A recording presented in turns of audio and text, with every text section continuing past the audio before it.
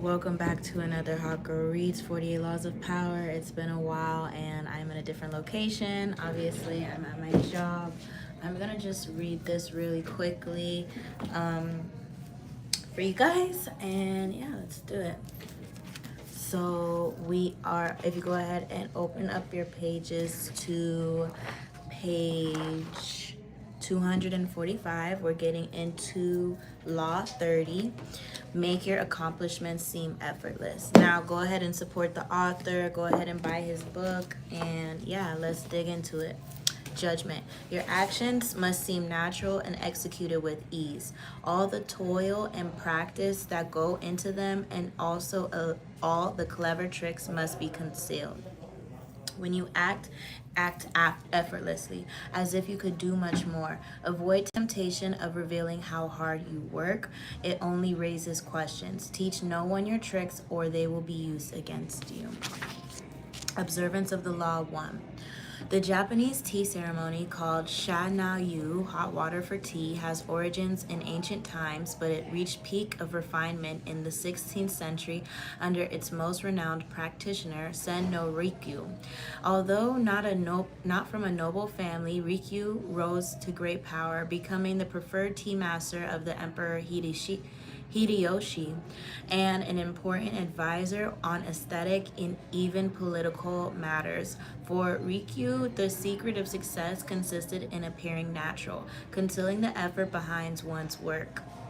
One day, Rikyu and his son went to an acquaintance's house for a tea ceremony. On the way in, the son remarked that the lovely antique-looking gate at their host's house gave it an evocatively lonely appearance. "I don't think so," replied his father. It looks as though it had been brought from some mountain temple a long way off, and as if the labor required to import it must have cost a lot of money. If the owner of the house had put this much effort into one gate, it would show in his tea ceremony, and indeed Sen no Rikyu had to leave the ceremony early, unable to endure the affection and effort it inadvertently revealed. On another evening, while having tea at a friend's house, Rikyu saw his host go outside, hold up a lantern in the darkness, cut a lemon off a tree, and bring it in. This charmed Rikyu. The host needed a relish for the dish he was serving, and had spontaneously gone outside to get one. But when he had planned the cutting of the lemon all along to go with his expensive delicacy, the gesture no longer seemed spontaneous. It was a way for the host to prove his cleverness. He had accidentally revealed how hard he was trying. Having seen enough, Rikyu politely declined the cake, excused himself, and left. Emperor Hideyoshi once planned to visit Rikyu for a tea ceremony. On the night before he was to come, snow began to fall. Thinking quickly, Rikyu laid round cushions that fit exactly on each of the stepping stones that led through the garden of his house. Just before dawn, he rose. He saw it had stopped snowing and carefully removed the cushions. When Hideyoshi arrived, he marveled at the simple beauty of the sight. The perfectly round stepping stones unencumbered by snow, and noticed how it called no attention to the matter in which Rikyu had accomplished it, but only to go to polite gesture itself. Hi, Michael. Welcome to the live.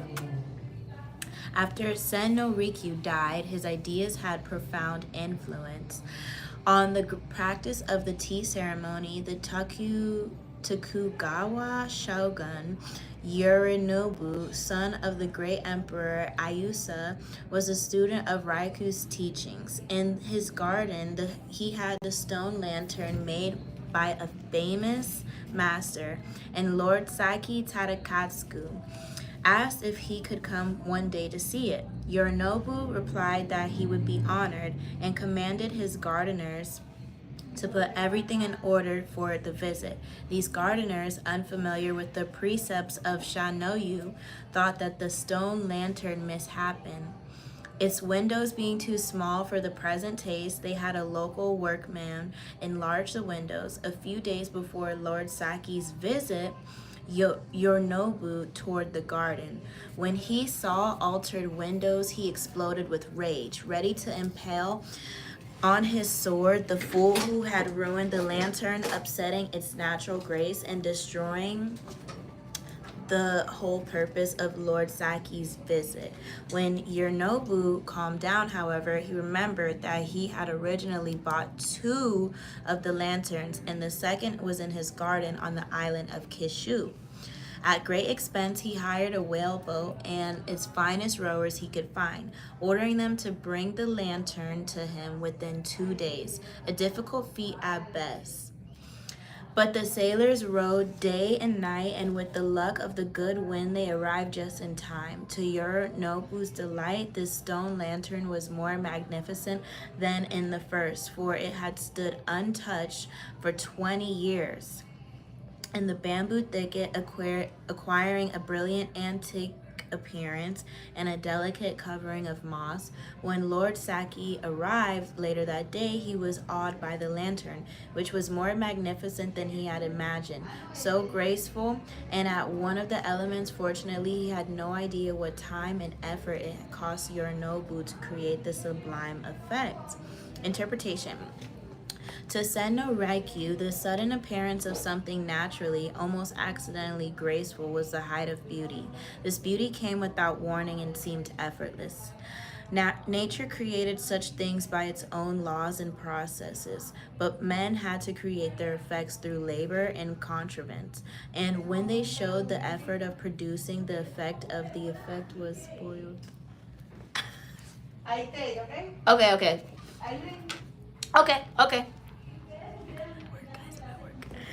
Um, sorry. Was spoiled. The gate came from far away. The cutting of the lemon looked contrived. You will often have to use tricks and ingenuity to create. For you, my lady D. Thank you. So much. Oh, I love your eyeshadow. Thank you.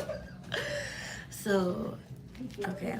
You will often have to use tricks and ingenuity to create your effects. The cushions in the snow and the men rowing all night, but your audience must never suspect the work or the thinking that has gone into them. Nature does not reveal its tricks, and what imitates nature by appearing effortless approximates nature's powers. Observance of the law, too, okay? The Great Escape artist Harry Houdini, if you know Houdini, I think he's a magician, but Harry Houdini once advertised his act as the impossible possible.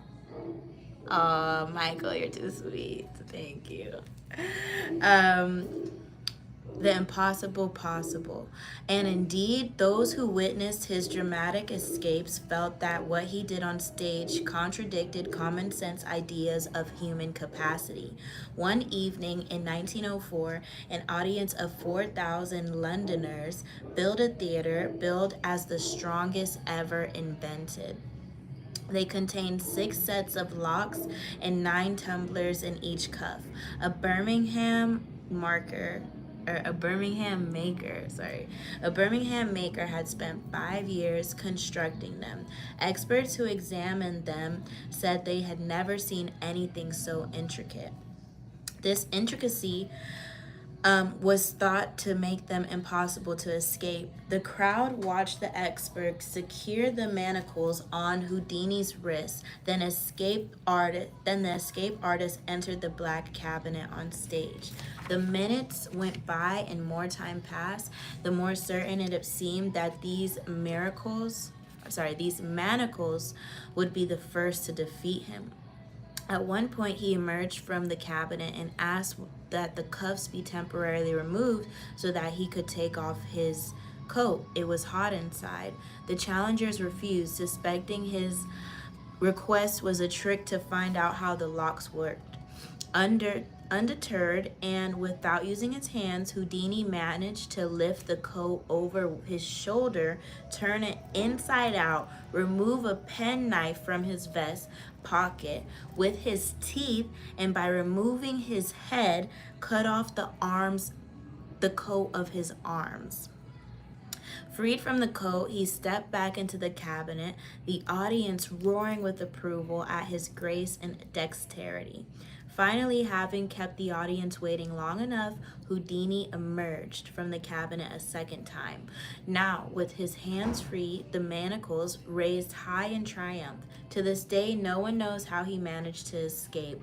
Although he had taken close to an hour to free himself, he had never looked concerned, had shown no sign of doubt. Indeed, it seemed by the end that he had drawn out of the escape as a way to heighten the drama, to make the audience worry. For there was no other sign that performance had been anything but easy.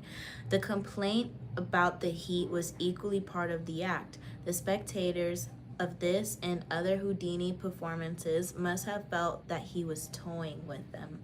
These manacles are nothing, he seemed to say. I could have freed myself a lot sooner and from a lot worse.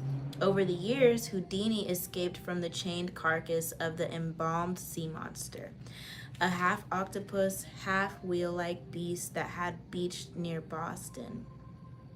He had himself sealed inside of an enormous envelope from which he emerged without breaking the paper. He passed through brick walls. He wriggled free from straitjackets while dangling high in the air. He leaped from bridges into icy waters, his hands manacled and his legs in chains. He had himself submerged in a glass case full of water, hands padlocked, while the audience watched in amazement as he worked himself free. Oh my God. Struggling for close to an hour apparently without breathing, each time he seemed to court certain death, yet survived with superhuman aplomb. Meanwhile, he had said nothing about his methods, gave no clues as to how he accomplished any of his tricks.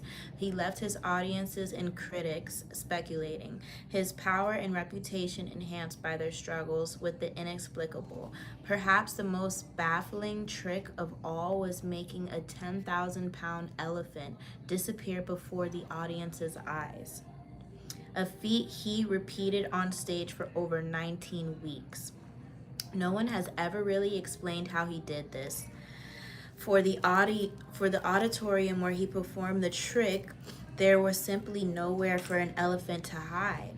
The effortlessness of Houdini's escapes led some to think he was of the occult forces. His superior psychic abilities gave him the special control over his body, but a German escape artist named Clippini claimed to know Houdini's secret. He simply used elaborate gadgets. Clippini also claimed to have defeated Houdini in a handcuff challenge in Holland. Houdini did not mind all of the kinds of speculations floating around about his methods, but he would not tolerate an outright lie. In 1902, he challenged Clippini to a handcuff duel. Clippini accepted. Through a spy, he found out that the secret word to unlock a pair of French combination lock cuffs that Houdini liked to use. His plan was to choose these cuffs to escape from on stage. This would definitely debunk Houdini. His genius simply lay on his use of mechanical gadgets. On the night of the challenge, as Clippini had planned, Houdini offered him a choice of cuffs, and he selected the ones with the combination lock. He was even able to disappear with them behind the screen to make a quick test and reemerge seconds later, confident of victory. Acting as if he sensed fraud, Houdini refused to lock Clippini in the cuffs. The two men argued and began to fight, even wrestling with each other on stage. Yes, Kemish, yes I am. Surprise! I don't know. Kemish on stage. Where am I? After a few minutes of this, an apparently angry, frustrated Houdini gave up and locked Clippini in the cuffs.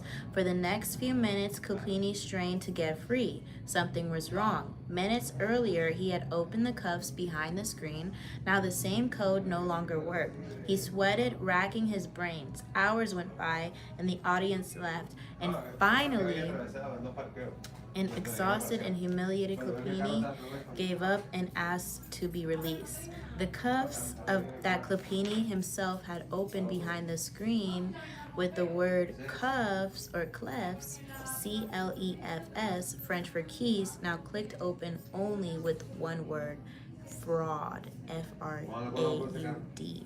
Clopini never figured out good morning, how Houdini had accomplished this uncanny feat. Okay, so let's go ahead and interpret what the freak I just read to you guys.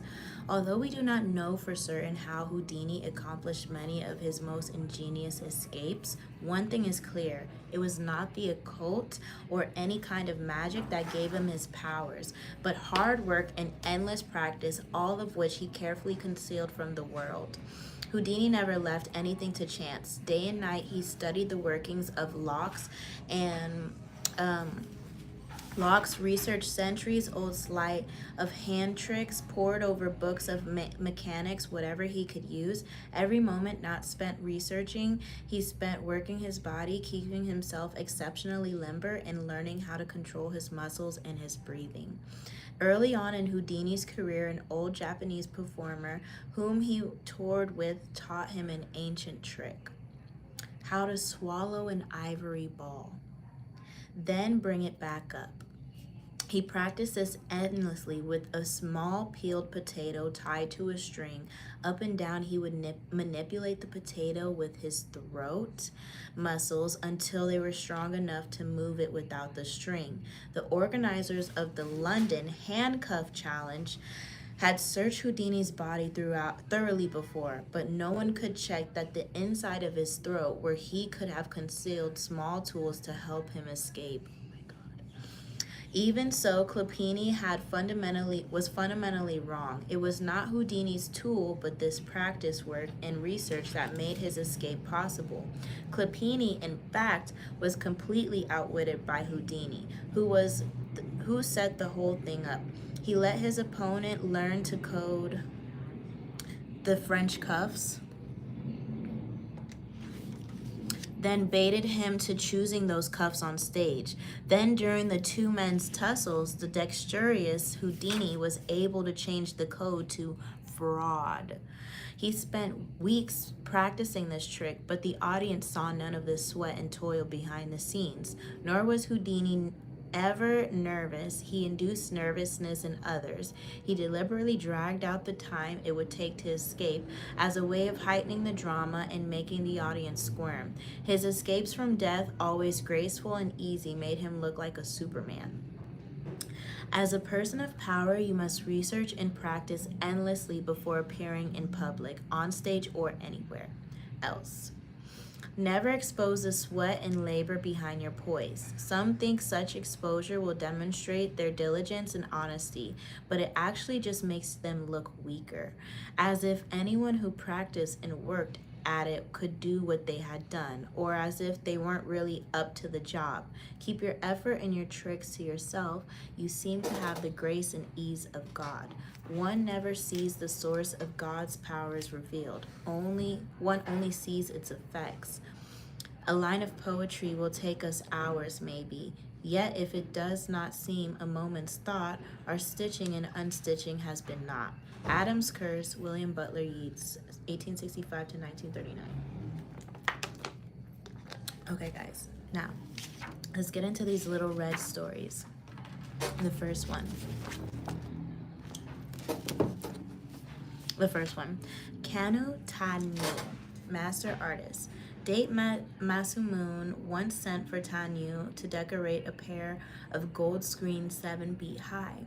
The artist said he thought black and white sketches would suit them, and went home again after considering them carefully.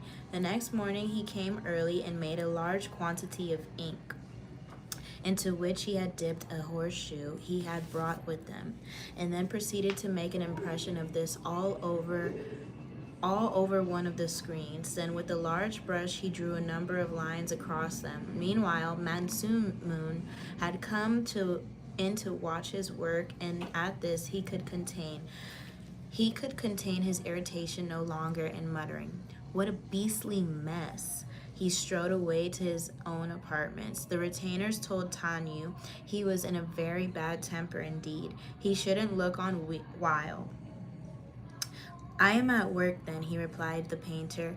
He should wait till it is finished. Then he took up a smaller brush and dashed in touches here and there, and as he did so the prints of the horseshoe turned into crabs. While the big, broad strokes became rushes, he then turned to the other screen and splashed drops of ink all over it. And when he had added the few brush strokes here and there, they became a flight of swallows over the willow trees. When Masamune saw the finished work, he was overjoyed at the artist's skills, as he had... You hear that? As he had... previously been annoyed at the apparent mess he was making of the screens. Shanuyu, the Japanese terror ceremony, A.L. Sadler, sorry guys, I wanted to see that, A.L. Sadler, 1962. The wrestling master. Good morning. Good, how are you? The wrestling master. I gotta look like I'm working. Hold on guys, hold on.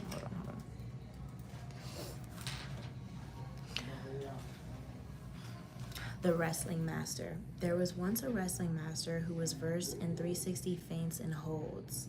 He took a special liking to one of his pupils, to whom he taught 359 of them over a period of time. Somehow he never got around to the last trick. As months went by, the young man became so proficient in the art that he bested everyone. Yeah?